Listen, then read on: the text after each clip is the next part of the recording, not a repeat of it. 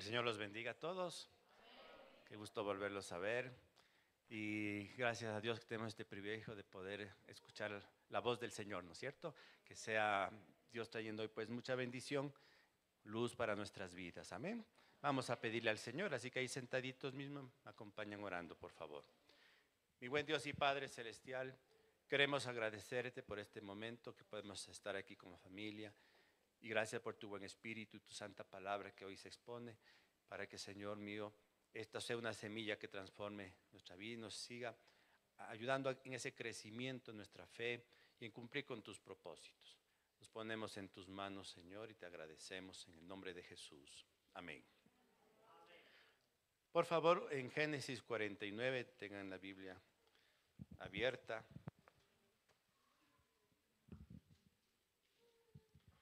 Bueno, quiero empezar haciéndoles una reflexión, ¿sí? Creo que todos podemos coincidir que vivimos en un país muy bendecido por el Señor, ¿verdad? Es un país que nos ha dado de todo, es decir, tenemos bastantes recursos naturales como para que nadie se muera de hambre, ¿ya? Y tenemos otro tipo de recursos que nos permiten también prosperar económicamente. Tenemos linda gente, ¿ya? ¿Sí o no? Sí, los ecuatorianos creo que nos caracterizamos, dicen desde afuera, por ser muy amables, por ser gente sincera y amable, ¿no? Así que, mire, somos bendecidos por las personas también, ¿ya? Bueno, sin embargo, mis hermanos, creo que, y algo más también, ¿no? Yo creo que la mayoría de los ecuatorianos somos creyentes, ¿no? A pesar de que practiquen el catolicismo y quizás algunos no lo veamos como una fe tan correcta, pero yo pienso que ya es un buen paso y la mayoría, y eso es bien importante, ¿no? Creen en Dios y creen en Cristo. Así que la bendición está ahí. Y si comparamos con otros países que son desérticos, que no tienen libertades, ¿sí? Que la gente tal vez sea violenta, uno podría decir, sí, somos bendecidos.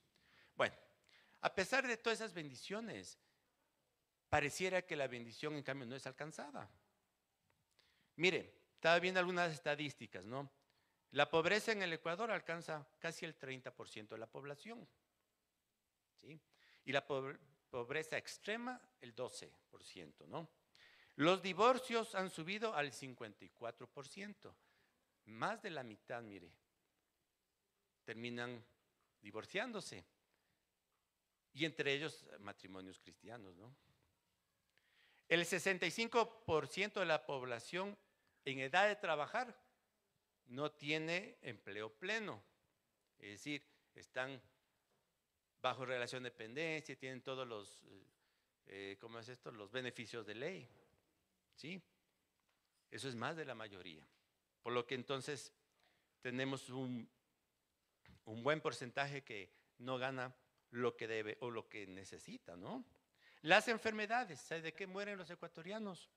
La principal muerte es enfermedades cardiovasculares, después el cáncer, después las respiratorias crónicas y por último la diabetes, ¿ya? Pero la segunda causa de muerte en el Ecuador son los accidentes de tránsito. Y si de eso hablamos, pues las muertes que está ocasionando los grupos narcotraficantes, sabemos ya todos que es un problema ahora, el problema número uno de inseguridad, ¿no? Entonces, mire, con esas estadísticas un poco turbias, ¿no es cierto? O bastante turbias, uno diría, a ver, somos un país bendecido, ¿no es cierto? Pero ¿por qué hay tantas cosas malas? Es decir, ¿qué es lo que está pasando aquí? Entonces, el tema de hoy tiene que ver con la responsabilidad que tenemos las personas por ganarnos o no perder la bendición que Dios ya nos ha puesto delante. Sí, Dios ha dado, Dios ha puesto, pero somos nosotros los responsables de hacer cumplir esa bendición. Entonces quiero topar 5 puntos que son las cosas que hacen que las personas pierdan la bendición. La primera cosa que hace perder la bendición es el pecado. Y aquí justamente en Génesis 49, del versículo 1 al 6, quiero poner de ejemplo la historia de aquí de estos hermanos que perdieron la bendición del Señor, la bendición de la primogenitura a causa del pecado. Leamos en Génesis 49, desde el verso 2. Juntaos y oíd, hijos de Jacob, y escuchar a vuestro padre Israel.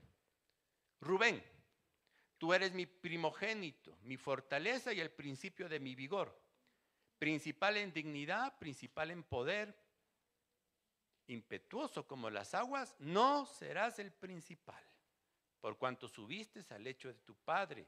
Entonces te envileciste subiendo en mi estrado. Mire, ¿qué es lo que estamos viendo aquí? Jacob ya está muriendo y él está entregando su herencia. En este caso se llamaba la herencia de la primogenitura, en la cual el hijo mayor era quien se llevaba el doble de herencia que el resto de sus hermanos, ¿no? La doble porción de tierra. Además de eso, la autoridad y el sacerdocio. Entonces, cuando Jacob está entregando la bendición, menciona obviamente al primero de ellos, a Rubén, quien debía llevarse la herencia de la primogenitura. Le dice, tú eres el primero, sin embargo, impetuoso como las aguas, no serás el principal. Se refiere a aquel impetuoso como las aguas, que es decir, no controló sus impulsos sexuales y terminó violando a una de las esposas de su propio padre. Tremendo pecado, ¿no? Y perdió entonces la primogenitura.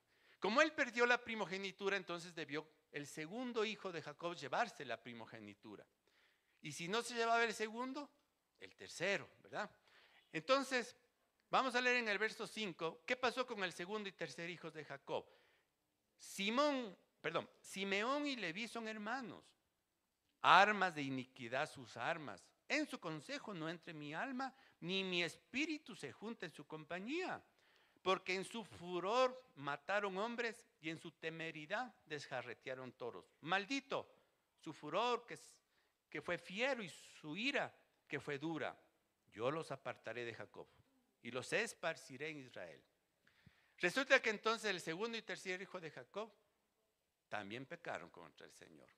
Porque ellos, en su sed de venganza, porque habían violado a su hermana, ellos fueron y mataron a todos los varones de un pueblo.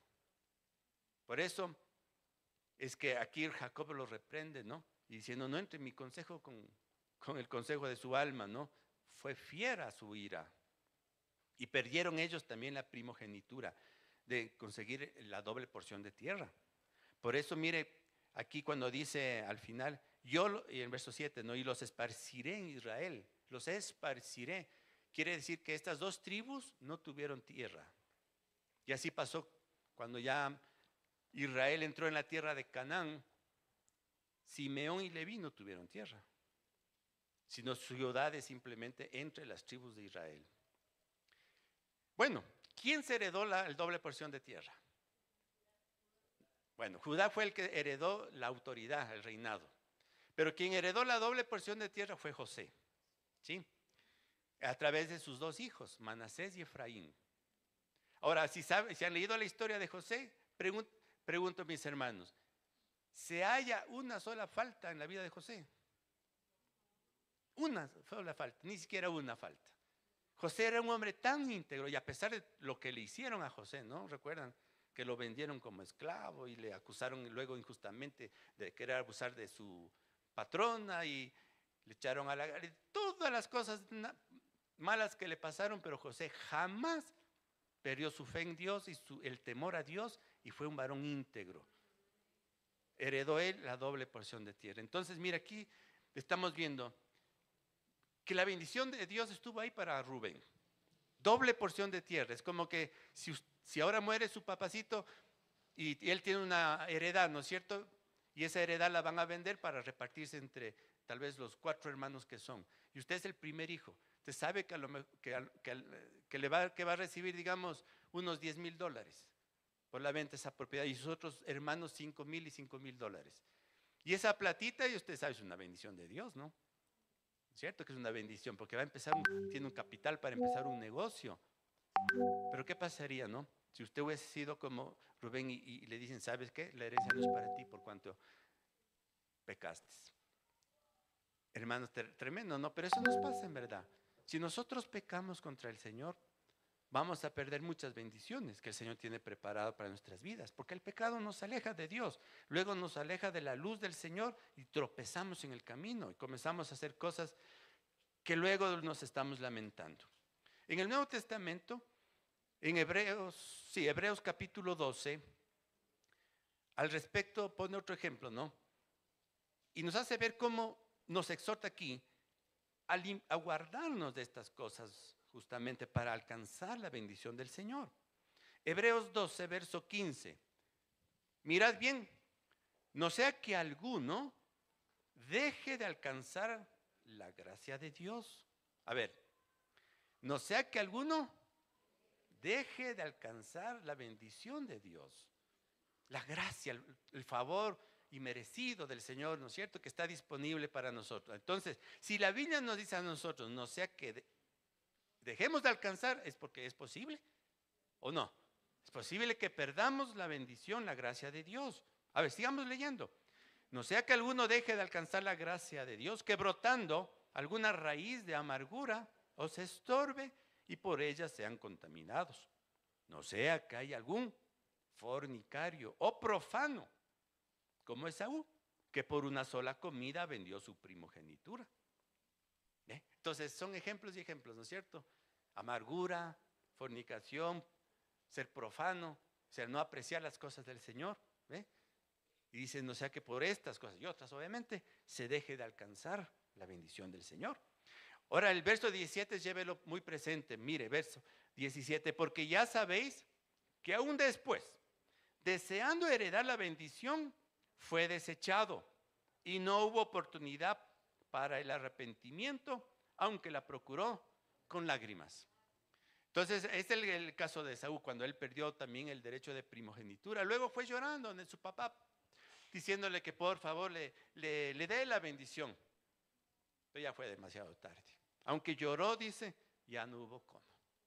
Hermanos míos, hay situaciones en las que por más que sinceramente nos arrepintamos, no vamos a quitar las consecuencias del pecado.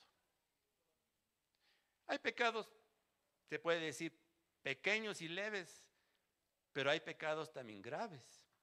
Y por lo general esos pecados graves se suelen arrastrar durante toda la vida, ¿sí? A pesar de que Dios nos perdona, a pesar que Dios sana corazones y a las personas que incluso lastimamos, Dios puede restaurar, pero suelen las consecuencias acompañarnos siempre. Así que, hermanos, podemos evitar, evitemos, ¿sí?, perder las bendiciones del Señor a causa del pecado. ¿Cuál es la segunda causa por la que se pierde la bendición? Se llama doble ánimo.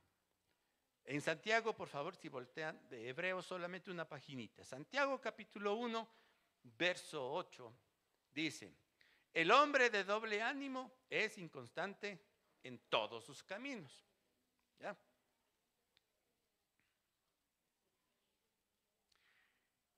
Y si leemos en el versículo anterior, el verso 6, cuando dice, pida con fe no dudando nada, porque el que duda es semejante a una onda del mar que es arrastrada por el viento y echada de una parte para la otra. Entonces las personas de doble ánimo son las personas que tardan en decidirse, ¿sí?, que posponen para tiempos indefinidos lo que deberían decidirse ahora. Ahí está la bendición delante de nosotros. Dios nos entrega algo, nos da una oportunidad y nosotros por los temores decimos, no, voy a pensarlo. No, quizás mañana, llega el día de mañana y seguimos pensando. No, y llega un mes y no hemos tomado la decisión. Pasó un año y no hemos tomado la decisión. Doble ánimo. Entonces la bendición se pierde. ¿Sí? Mire que hay una ilustración. Resulta que había en un río, ¿sí?, por causa del deshielo había un bloque de hielo que se estaba moviendo por el río, ¿no? Y ahí había una presa, ¿sí?, un animal muerto. Entonces un gallinazo, ¿sí?, bajó sobre esa presa, encima del bloque de hielo y comenzó a comer. Y resulta que el bloque de hielo ya se acercaba a una cascada. Entonces el gallinazo estaba contento comiendo su presa, ¿sí?, y ya veía que la cascada estaba cerca, pero seguía comiendo. decía, sí, voy a alcanzar, ¿no? A elevarme antes de que el bloque caiga por ahí. Y seguía el bloque avanzando y él seguía comiendo. Ya se seguía aproximando y ya cuando estaba al borde de llegar el bloque de hielo a la cascada, el gallinazo quiso salir volando y no pudo, porque se quedaron las patas pegadas en el bloque de hielo. ¿Sabe por qué? Por demorarse mucho. Entonces, eso puede representar la vida de algunos de nosotros, que por demorarnos en tomar decisiones, cuando ya llega el momento ya es demasiado tarde y hemos perdido la bendición. Esto se llama también procrastinar, ¿no? Es una palabrita un poco difícil, ¿no? Pero eso, así se llama esto, procrastinar, ¿no? Tardamos y a la final dejamos que se vaya la bendición. Entonces, un llamado a los jóvenes que están ahora por estudiar, que tienen la oportunidad de seguir una carrera, no dejen para mañana lo que debe empezar ahora. Porque si hoy deja de estudiar, quizás después de 4 años, cuando ya debió ser licenciado, va a decir, uy, cómo ha volado el tiempo. Voy a tratar y ya a lo mejor va a ser más difícil. Y peor aún si es que ya tiene un compromiso, ¿no? Ya pasó la oportunidad. Sí. Así también con el matrimonio. Tiene un buen pretendiente, ¿no es cierto? Y resulta que no se decide, que tiene miedo, que piensa en una cosa, piensa en otra, hasta que su príncipe se fue. Y se quedó para vestir santos, ¿no?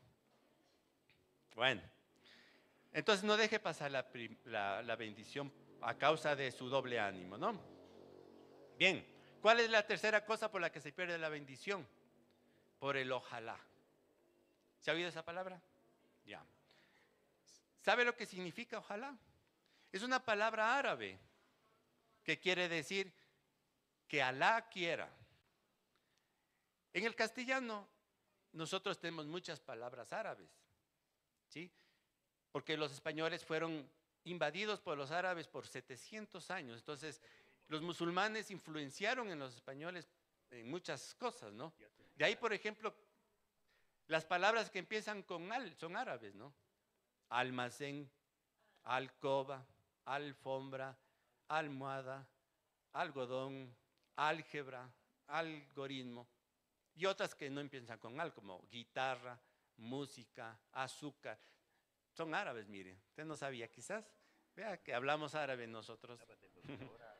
Y la palabra ojalá es una palabra árabe que significa que Alá quiera. Es una invocación al Dios de ellos, ¿no? Que Alá quiera. Entonces, con el tiempo se transformó eso en un decir que Dios quiera, ¿no? Pero la palabra, o sea, la doctrina de los musulmanes, ¿sí? Es de que hay un destino que Dios traza, del cual no puede el hombre cambiar. Eso se llama fatalismo, ¿no? Es decir, ellos piensan que hay cosas, o sea, cuando malinterpretan esa voluntad de Alá, es creer de que ya lo que Dios quiera, pues no, es decir, ya no puedo yo hacer nada. ¿Cuál es la posición cristiana? También nosotros pensamos que hay cosas que, o sea, hay una voluntad de Dios que no podemos cambiar. Muchas veces pensamos así, ¿no? Es decir, que si algo sale es que Dios quiso, si algo no sale es que Dios no quiso. Pero ¿será cierto eso? Bueno, la cosa es que nosotros sí sabemos que hay una voluntad de Dios, que no podemos cambiarla, ¿no? Y sí debemos cumplirla. Pero eso no quiere decir que nosotros dejamos de ser responsables de que eso se lleve a cabo, ¿ya? A veces no lo hacemos y decimos y le culpamos a Dios diciendo es que Dios no quiso, ¿sí? Aquí miren en Santiago mismo el capítulo 4, Santiago 4:13, empieza justamente haciéndonos notar que debemos considerar la voluntad de Dios, pero termina diciéndonos que seamos responsables de hacer eso. Dice, miren, vamos ahora a los que decís, hoy y mañana iremos a tal ciudad y estaremos allá por un año, traficaremos, ganaremos, cuando no sabéis lo que será mañana. Porque ¿qué es vuestra vida? Ciertamente es neblina que se aparece por un poco de tiempo y luego se desvanece. En lugar de lo cual deberías decir, si el Señor quiere, viviremos y haremos esto o aquello. Entonces aquí hay dos verdades, mire. Si Dios quiere, dice. Entonces sí hay una voluntad que hay que respetarla, ¿no es cierto? Pero luego dice, haremos esto o aquello.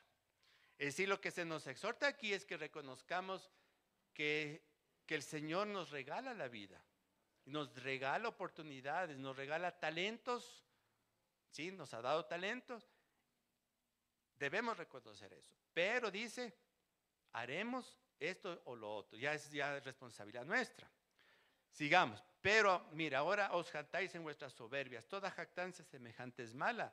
Y el que sabe hacer lo bueno y no lo hace, le es pecado, mire. Entonces, dice aquí que sabemos qué es lo que debemos hacer, pero no lo hacemos. Pecado de omisión. Entonces, mire, uno puede decir entonces humildemente, si Dios quiere, o sea, si Dios me da la vida, ¿no? Mañana me pongo un negocio. Pero yo sé lo que debo hacer, pues debo sacar un permiso, debo buscar un local, debo armar ese local, ¿no es cierto? Invertir en los insumos, debo promocionar y buscar clientes y luego ganarme al cliente para que no se me aleje, ¿no es cierto? Tratarlo bien, es decir, sé lo que debo hacer. Pero dice aquí, el que sabe hacer lo bueno y no lo hace, es pecado. Entonces, a eso estamos refiriendo. Nosotros somos responsables definitivamente de lo que hacemos con nuestra vida. ¿Ya? Dios está ahí, por supuesto, no lo desconocemos, pero Él también nos ha dado a nosotros la responsabilidad. Muy bien. Ahora, la penúltima causa por la que perdemos la bendición. Agárrese de la banca. ¿Sabe cuál es? La pereza. Sí. ¿Qué dice? A ver, Proverbios capítulo 6. A ver. ¿Cuántos perezosos sabemos aquí? Todos. Vamos a ver, Proverbios 6.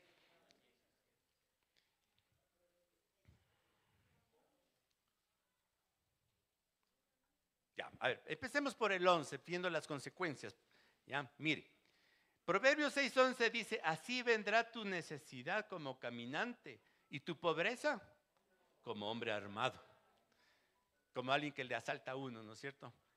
Ya, entonces, mira, así vendrá tu pobreza, dice la Biblia aquí.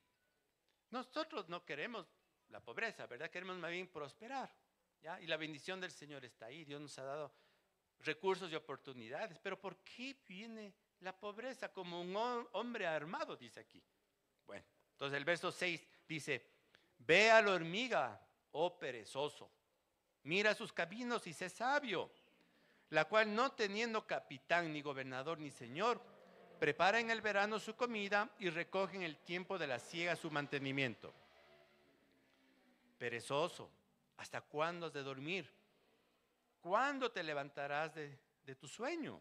Un poco de sueño, un poco de dormitar y cruzar un poco las manos para reposo. Así vendrá tu necesidad como caminante y tu pobreza como hombre armado. Así que la pereza es una de las razones por las que no viene la bendición económica a nuestra vida. Así que ve que no es solamente de orar, ¿no? No solamente es de decir, Señor, ayúdame, provéeme, ábreme puertas, también toca trabajar. Amén. Bueno, ¿qué nos enseña la hormiga? Dos cosas. La primera, dése cuenta que dice, mira la hormiga que no tiene capitán, ni gobernador, ni señor. Y aún así prepara su comida. Es decir, nosotros, si somos como la hormiga, no debemos estar esperando que alguien nos diga lo que tenemos que hacer. No tenemos que esperar que nuestros padres vengan, ya hijito, levántate. No necesita, dice un capitán, que venga y le despierte. La hormiga sabe que tiene que levantarse temprano a trabajar. ¿No? Bueno, ya a los niños les damos permiso. Los jovencitos tal vez un poquito. Pero ya un adulto, ¿no es cierto? Ya un joven hecho y derecho ya no debería estar esperando que le levanten de la cama. Peor un adulto que le diga a la esposa, mira, tienes que trabajar, levántate. Qué vergüenza, ¿no es cierto? La primera cosa. ¿Y cuál es la segunda que aprendemos de la hormiga en el verso 8, dice, prepara en el verano su comida y recoge en el tiempo de la siega su mantenimiento. Es decir, cuando hay como en el campo encontrar comida, la hormiga coge la comida y almacena en su nido, ¿no? Porque cuando viene el invierno ya no puede encontrar. Entonces, el perezoso jamás se va a mover, ni aunque tenga delante de sus narices un trabajo. Entonces, va a dejar pasar la oportunidad y cuando llegue el momento en que necesita, ya no va a haber trabajo, ¿ya? Por tanto, miren, un extranjero decía, bueno, él decía, ustedes los ecuatorianos son perezosos, dice. ¿Sabe por qué son perezosos? Porque tienen todo. Sí, al menos en la costa, dice. No es nada en contra de los costeños, ¿no? Pero decía el extranjero, mire, ahí se levantan y ven un árbol de plátanos. Solo extienden la mano, bajan el plátano y lo fríen, ya tienen un boloncito. O si no, dice, van allá, pescan un pescadito y ya. Y si como tienen todo el tiempo, todo el año, entonces no se esfuerzan. En cambio allá, decía él, él era coreano, dice en Corea, allá cuando llega el invierno, nadie puede estar trabajando en el campo. Porque la nieve cubre todo. Entonces no hay ahí como ir a bajarme un platanito de ningún lado, pues no. Entonces nosotros tenemos que trabajar el doble en los meses que podemos trabajar, para que cuando venga el invierno ya tenemos almacenada la comida, ¿no? Entonces, mire, sí, los extranjeros por lo general suelen darnos un poco de lecciones en cuanto a eso, ¿no? Ecuatorianos somos muy confiados porque por lo general tenemos, aquí podemos no morirnos de hambre porque algo siempre habrá. Por eso también saben decir, ¿no?, que todo niño viene con la palanqueta debajo del brazo. ¿Sí o no han oído eso? Claro, porque es en parte cierto, ¿no? Tenemos de todo. Pero eso, hermano, también no nos ha permitido como ecuatorianos prosperar. ¿Cómo han hecho esas naciones? Mire, Corea, que les digo del extranjero que decía esto, una nación que después de la Segunda Guerra Mundial quedó en ruinas, peor de lo que podemos imaginarnos hemos pasado en el Ecuador, quedó esa nación y ahora es una potencia. ¿O qué me dicen de Israel? Es otra potencia, ¿no es cierto? Pero el territorio de Israel es un territorio pequeño, es como la provincia de Manabí. Y además es desértico en la mayor parte del territorio. Y tienen hasta de sobra, porque trabajan por eso. Saben trabajar. Bueno, vamos a ver la última causa por la que perdemos las bendiciones. ¿Sabe? Y aquí específicamente estamos hablando de la salud. La salud es un bien preciado y una bendición que esperamos nunca perderla. Porque ya cuando la perdemos sabemos cuánto sufrimiento nos trae, ¿no? Y perdemos a veces el trabajo, no podemos hacer lo que queremos y en fin, ¿no? Sí, y muchas cosas. Entonces, en la medida que podamos, nosotros guardemos la salud a tiempo. Vamos a 1 Samuel 25 a ver el caso de una persona que murió temprano. Es una persona que no llegó a viejo, ¿no? Para morir naturalmente, sino que murió relativamente joven. En 1 Samuel capítulo 25.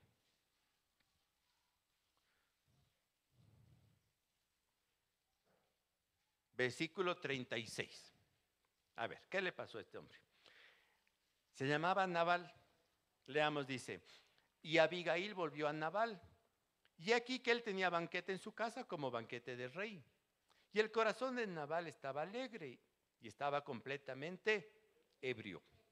Por lo cual ella no le declaró cosa alguna hasta el día siguiente. Pero por la mañana, cuando ya a Nabal le había pasado el efecto del vino, le refirió a su mujer estas cosas. Es decir, le dio una mala noticia, ¿no? Y desmayó su corazón en él y se quedó como piedra. Mire, ¿qué le pasaría?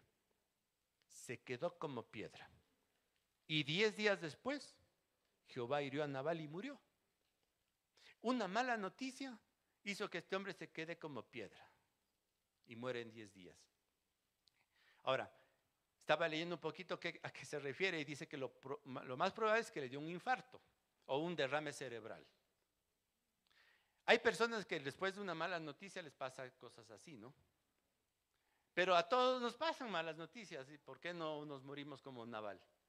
Es que Nabal ya estaba delicado de salud, aunque él no se daba cuenta. Además de estar delicado de salud, dése cuenta que la noche anterior había estado ebrio. Entonces, júntele en esas situaciones una mala salud más el licor, igual muerte. Ahora, aquí la Biblia sí nos da una pista de qué es lo que le enfermó a Nabal. Vamos a leer ahora el versículo 25.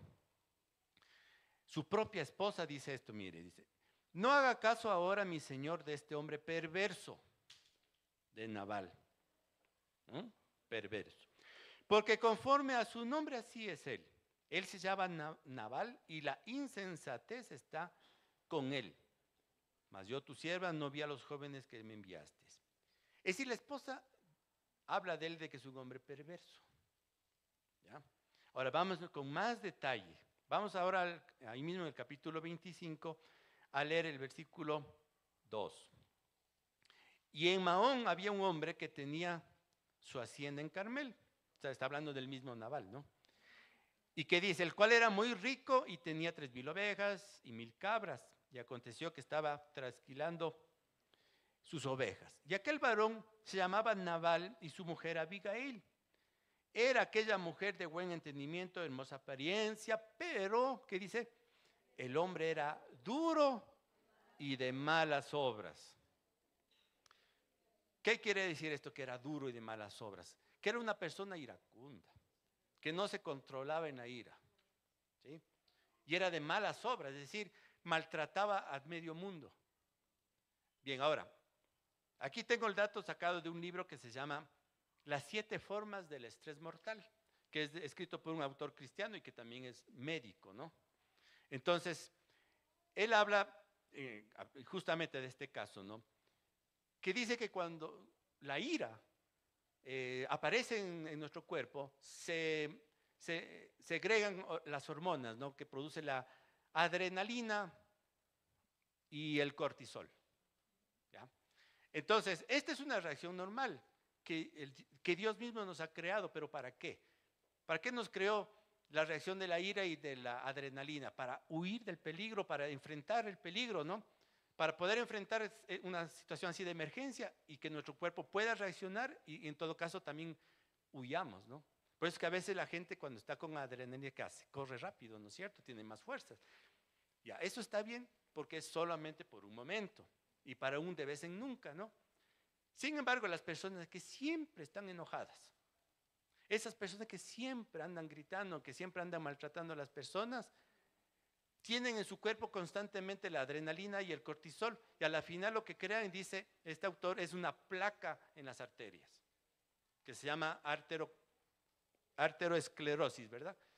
Entonces eso va tapando las arterias, y a la final, y a la larga, a través de los años, entonces, claro, Nabal se enfermó del corazón, y cuando tuvo esa mala noticia, se quedó como una piedra, dice, o sea, le dio un infarto. O un infarto del corazón o un infarto cerebral, ¿no? Algo le pasó y por eso él murió rápido. Bien, ahora, este mismo autor dice de los otros estrés, que bueno, nosotros llamamos pecado, pero dice, le pone ese nombre, ¿no? Dice lo siguiente, bueno, la ira afecta el sistema cardiovascular, ¿no? Que es lo que le pasó a Nabal. Y los otros estrés son los siguientes. La culpa enferma el sistema nervioso, la lujuria el sistema endocrino, la amargura el sistema digestivo, la codicia el sistema inmunológico. ¿Sí? Y claro, tiene razón, ¿no? Porque, por ejemplo, la amargura, ¿no? Si alguien anda resentido, inmediatamente le arde el estómago, ¿no es cierto? Entonces a la larga va a enfermarse, mire, y el que anda con la culpa anda nervioso. Entonces si no soluciona rápido el asunto de la culpa, si no viene a Cristo, ¿no es cierto? Y pide perdón, a la larga va a tener, se le va a ir el sueño y sin el sueño no va a poder luego trabajar, le vienen dolores de cabeza y bueno, vamos sumando ahí cosas. Por eso, miren, y en resumen, ¿qué dice la Biblia? El corazón apacible, es decir, si su alma está tranquila, ¿no es cierto? Y dice, es vida de la carne, o sea, del cuerpo, es vida. Si el corazón apacible es vida para el cuerpo, pero la envidia es carcoma de los huesos. Proverbios 14:30. Bueno, esto hablando del corazón, ¿no es cierto? Pero hay otra situación también que nosotros hacemos y que por eso perdemos la bendición de la salud, y es que comemos mal, ¿no? Entonces, si hay hermanos quizás que somos de pronto glotones, mucha azúcar, mucha grasa, mucho café, mucha Coca-Cola, mucha papa frita, ¿qué va a pasar a la final? Vamos a ir al hospital, ¿no es cierto? Con alguna enfermedad. Bueno, para ir terminando y concluyendo entonces. Yo le decía, mire, entonces tenemos nosotros muchas bendiciones que Dios ha puesto a nuestra disposición. Tenemos recursos, tenemos familia, tenemos amigos, tenemos trabajo, tenemos inteligencia, ¿no es cierto? Para hacer cosas, para producir, para trabajar, para enriquecernos, para tener el sustento para nuestra familia y tener una vida larga, ¿no es cierto? Y saludable. Pero hemos visto en estos pasajes que esa bendición nosotros la vamos a hacer y la vamos a conseguir si somos responsables también. Dios hace su parte y nosotros hacemos la nuestra. Entonces, cuidemos la salud, cuidemos nuestra alma, trabajemos diligentemente, ¿sí? No pequemos, no abandonemos los caminos del Señor para que la bendición no se aleje de nosotros, ¿sí? Entonces, con todo y eso, mis hermanos, termino diciendo solamente y animándoles para que seamos sabios. Vamos a orar. Levantémonos, por favor. Y demos gracias al Señor. Mi buen Dios y Padre Celestial, queremos agradecerte por las bendiciones que están ahí delante de nosotros. Y rogamos que tu buen espíritu dé a cada corazón que esté aquí presente la sabiduría, la inteligencia, a fin de aprovechar nuestro tiempo, nuestra vida y poder ganar esas bendiciones, mantenerlas en nuestras vidas a lo largo de todos nuestros años y terminar, Señor, nuestra carrera gozosos de haber hecho lo que debimos haber hecho. Gracias, querido Padre Celestial. En el nombre de Jesús. Amén.